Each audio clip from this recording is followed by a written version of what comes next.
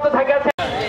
স্বাধীনতা পরবর্তীরত সরকার ক্ষমতায় আসছে, জনগণের কোনো উপকার তারা পায় নাই।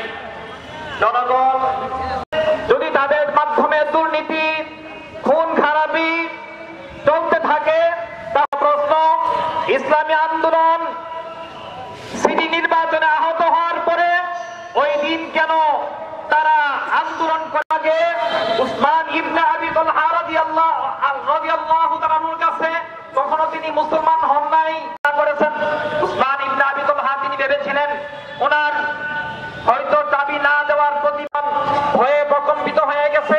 রাসূল সাল্লাল্লাহু আলাইহি ওয়াসাল্লাম তাকে যখন ডাকেন, পরবর্তী নৈরাজ্য সৃষ্টি করার মধ্যে আছি। আল্লাহ আমরা এই প্রশ্ন না করি যে কেন সিটি নির্বাচনে জোর করে কোনদিন ভালোবাসা আদায় করা যায় না।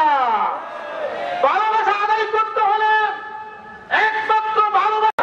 আমি এই কথাই বলে আমি আমার বক্তব্য শেষ করছি। আসসালামু আলাইকুম ওয়া রাহমাতুল্লাহি ওয়া বারাকাতুহু। জনগণের মন জয় করে ধর্ম বিকন ঠিক কিনা?